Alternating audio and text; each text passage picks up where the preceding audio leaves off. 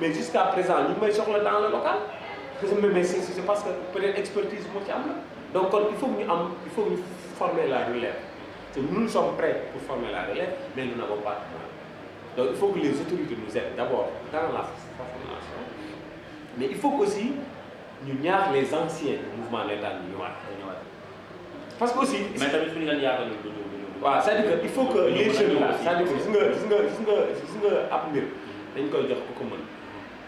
man am na foo xam ne ci Koungheul kenn du ma fa gis parce que loolu màcc loolu xaw ma ko mais mouvement navétane nga xam ne moom laa xam ku ma fa dëgg ne ma massa parce que dama ko gëm dama ko bëgg topp ci xam nga ñu teral ma xam nga ma ciy njëkk ba yegg ma yegg mais ñeneen ñoo xam ne dafuñ ko jiite dafuñ ko soxla ngir yàlla nañ ñu bàyyi suñu mouvement navétane du dëgg loolu de mooy je pense que c'est cet appel bi lay lancer et puis il faut que les jeunes là émergé wu sa jeunes yi lu ma leen di ñaan mooy que ñu nangu topp sa ñi mag jàng texte yi léegi c'est écrit noir sur blanc. waaw mais tamit am na beneen problème est-ce que yéen tamit da ngeen xàllal non si non man je prends l'exemple de mon ASC yow tu as fait quelque chose dans mon ASC chaque année je profite des jeunes dans mon ASC chaque Lamine Gueye Matar Sarr sont des exemples mais dans mon ASC tey même tey soo ko duggoon le plus jeune c'est comment on écrit une réserve, comment on fait un appel, comment on confirme, comment on fait des recherches. Yooyu yëpp fu mu toll nii des fois ñoo xam ne Aziz moo ne ci ginnaaw ASC bi non donc ñu ngi koy tooy. dama leen formé Matar Sarr tey soo ko laajoon tey il peut tout régler sans moi avec Samuel ñoom Pape Siokhou ñoom Dabaax ñoom Diab. xam nga c'est des boys ñoom Lamine Gueye ñoom ñëpp tey autour de l'ASC mais je les ai formés et je les ai encadrés actuellement man daara ji fi mu toll nii match day jox ma dem seetaan tu vois donc il faut que doyen la ci mouvement navétane yi je lance un appel comme un Wally Seck un Zal Ndiaye un Souleymane Tounkara xam nga un Babacar Faye un Amadou Sarr un Ablaye Thioban xam nga y a déjà des jeunes yoo xam ne ils ont de l'expertise dans le mouvement navétane il faut que ñoom seen koñ ñu dëkk ci koñ bi reconnaître que ñii ci wàllu bi dañ ci am xam-xam yow ñu leen di may nopp loolu mooy tax na daal mën a tegaat ci yoon mais des fois dañuy dem. assemblée générale nañ jox daal nawetaan ñi nga xam ne ñoo ko moom comme ni nga koy waxee. et ensuite à la place ñeneen ñi aussi nañu ñëw jàng ci parce que on a comme l'impression que dafa am ñu retiré mais loolu lan moo ko yàq mooy dafa am tuuti indiscipline ngeen bàyyi la ci affaire il faut que les plus jeunes aussi xam nga ñu wàññi seen xalaat de jeunesse. Il faut qu'on respecte les arbitres. Il faut qu'on respecte les administratifs. Les administratifs, c'est ceux qui sont dans le bureau, dans le comité directeur de la zone. Disons, nous, on avait installé un mythe dans la zone. Nous sommes des autorités qui ont sur place. Donc il faut que cela revienne. Il faut que nous sachions. Si tu regardes l'exemple de la Fédération sénégalaise de football avant-hier, mais le président, nous sommes élus pour 4 ans. Nous ne sommes pas là pour l'équipe nationale, nous sommes là pour le football sénégalais. Il faut que nous respections les Sénégalais. Donc, quand on les ASC, il faut que nous respections les membres du comité des zones. Il faut que nous respections les gars. Mais nous, l'arbitre fait une erreur, le saga qu'on a. Mais écoute, mais suñu problème aussi bon les suñu mbokk internautes di ngeen comprendre que ne lu tax ñu xaw a attardé wu tuuti ci wàllu football bi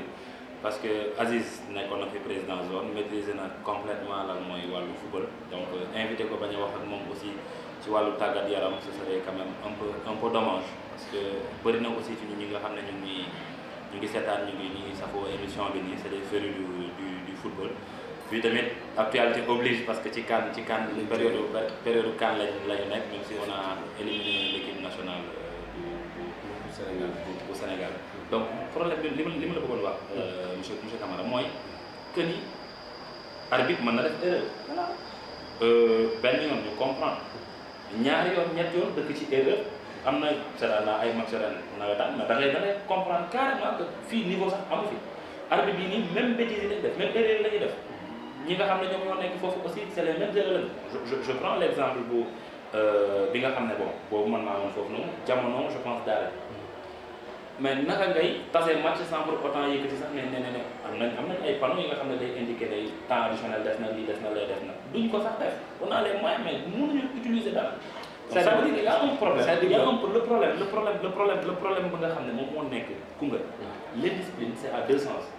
indiscipline bi fa am noonu c'est à deux sens aussi bien dinañ gis ay joueurs yi nga xam ne quand même am na yi nga xam ne waroo ko def doo waroo saaga ay ak yooyu noonu waroo saaga ki nga xam ne moo nekk zone ak yooyu mais ñoom tamit parfois li ñuy def c'est pire que ça la. waaw mais Émile gis nga sama problème bu ma waxoon sànq sur le problème de la formation ça revient gis nga gis nga seul l'arbitre et le maître du terrain loolu seul l'arbitre et le maître du terrain moom moo et puis seul la montre seul le chronomètre de l'arbitre est valable donc heure bu muy tas match bi moom kese moo ko mën a wax ne man heure bi laa calculé moom lay tas c'est ñun ñoo xam dañu dem 5 heures mais lu ñuy ndax ñu ñuy homologué match mais dans nos textes on a réglé ce problème-là on s'est dit que il y a 3 rapports qui vont venir à la commission le rapport de l'arbitre le rapport du superviseur anonyme boo xam ne sécurité moo ko délégué kenn du ko xam ci biir marché bi et le rapport du délégué de marché on a 3 rapports. loolu lañ ci ñëwaat loolu lañ ci ñëwaat xam nga parce que c'est très important. c'est très important donc suñu mbokk internautes yi ñu ngi suñu émission pardon Koungheul émission bi nga xam ne waxtaanee ak doomu Koungheul yi fépp fu ñu mënti nekk tey ñuy dalal monsieur Camara fii à Rufisque donc ci aussi déroulement wu émission bi ni ngeen ko gisee les 2 émissions passées bon ñu ngi jot ay messages yu bëri de la part quand même de diverses personnes yi nga xam ne ñii sont à l'étranger ñii ñu ngi Koungheul le corps enseignant yi nga xam ne ñu ngi Koungheul waa inspection yéen ñëpp maa ngi leen di remercier ci les messages d'encouragement ni ngeen xamee ne aussi noonu ngeen taxawoo pour que Koungheul info gën a yokk di gën a quand même joxe les informations au fils de Koungheul où qu'il se trouve monsieur Camara ñu ñëw ci wàllu développement wu Koungheul tey yow su fekkoon da nga doon def benn analyse depuis da ngeen xeexee ba Koungheul am département ba tey jii jamono ji ñu toll lan nga gis ne Koungheul yokk na ci est-ce que li ngeen doon xeex tey mën ngeen ne obtenir ngeen gain de cause parce que xeex pour ñu doon département c'est bien on a eu notre département mais après est-ce que les mesures d'accompagnement yi nga xam ne ñoom ñoo war a ànd ak loolu noonu yëpp ñoom voilà je pense fuñ ci toll exactement voilà je pense merci je pense que c'est une question je pense que extrêmement importante tax développement Koungheul ñun bu ñuy xeex départementalisation je pense que pour Koungheul génn ci ornière bu nekkoon moo taxaw pour que Koungheul mën a am un élan un souffle nouveau mais je pense que il y a eu des pas quand même qui ont été faits parce que bon il y a eu des pas importants qui ont été faits parce qu'au moins les chefs de services départementaux sont installés ils accompagnent ci ay kër la nekk waaw kër je pense que bon parce que ñëpp xam nañ ne la politique de l'État en matière de construction dafa régresser te l'État ne construit plus je pense que même suy construit aussi dafa wàññeeku suñu bari même si tu viens à Dakar tey il y a beaucoup de maisons conventionnelles donc ñun ce qui nous intéresse c'est le développement de Koungheul bon sur le plan mesure d'accompagnement bon on pense que il y a eu des avancées significatives parce que je dis que on a eu un préfet ñun en tant que jeunes nous avons eu un inspecteur de la jeunesse nous avons eu un inspecteur des sports en tant que jeunes nous avons eu un stade municipal déjà la demoon signé ci contrat bi avec ADER mais man maa ubbi stade donc loolu yëpp ci diggante boobu lañ ko am diggante 2006 ba actuellement may wax yow 2014 2015 ci lañ am tous les services départementaux su lañ am stade et ensuite tey bon soo demee Koungheul ñëpp xam nañ ne te fu mu nekkoon démb am na tuuti avance bien vrai que y a beaucoup de choses qui restent. beaucoup de choses qui restent ndax sur le plan. mais apparemment yéen da ngeen bàyyi xeex bi que Aziz tey on le sent plus impliqué dans les trucs de jeunesse que par exemple ay 2006 ay kii yooyu noonu léegi dafa mel ni da nga jël benn recul da nga croiser les bras ci yenn kii parce que déggatuñ la. xam nga loolu lu ko waral bon c'est parce que à un moment donné dañu dem ba diaboliser Aziz. parce que boobu temps parce que man ak Zal dañu amoon benn dualité boo xam ne dañoo demoon ba bëgg a soof waa Koungheul donc il fallait que ñu reculer aussi bàyyi ñeneen ñi c'est-à-dire man jàngat boobu laa ci am très sincèrement et très honnêtement je l'ai dit à mes amis. parce que je l'ai dit à mes proches. ñëpp dama leen ne vraiment bu fekkee lii la da nga reculer ndax loolu alors que yow. par exemple vous l'avez dit que da nga jaay sa parti. pour Koungheul da nga sacrifier ta personne pour que Koungheul obtenir un département tey su fekkee ne yow pour nga mën a fexe ba Koungheul ñu amee yenn affaires yi nan la ñu mën a déggee parce que sur le plan national période boobu tu pesais dem ba ay Alioune Sow ay Iba Der Thiam ay Macky Sall di jokkoo ak yow ci mbir yooyu noonu nga dem croiser le bras est-ce que xooloo ne sacrifice bi nga defoon finalement du un sacrifice bi nga xam ne nii c'est vrai quoi. Non, c'est pas vrai parce que j'ai eu beaucoup de satisfaction. Parce que nous étions un petit village très enclavé. Il n'y avait même pas de route pour voyager. Il n'y avait pas de l'électricité. Il n'y en a pas non plus. Non, mais au moins nous xeex ba ñu am groupe bu baax boo xam ne fonctionné na ba commencé màgget parce que ñun dañu doon jël ay pot avec ñoom aada ak ñoom ñeneen ñi ñu dóor pot Koungheul dafa lëndal dimanche. Télé on n'avait pas de télé on s'est battu pour avoir de l'image on s'est battu pour avoir de l'électricité xam nga on s'est battu pour avoir une route on s'est battu pour avoir un lycée ñun suñu génération yu bëri seen jàng dafa yàqu c'est parce qu'il y avait pas de lycée à Koungheul il y avait pas de scène. On s'est battu devant l'État man mun naa ne sama man loolu si ndax su may déggee ay responsable politique yu wax ne ñoo fa indi lycée mais loolu c'est damay bëgg a jooy mais Lamine Diouf mun na ma témoin Zal Ndiaye mun na ma témoin Jules Mboup mun na ma témoin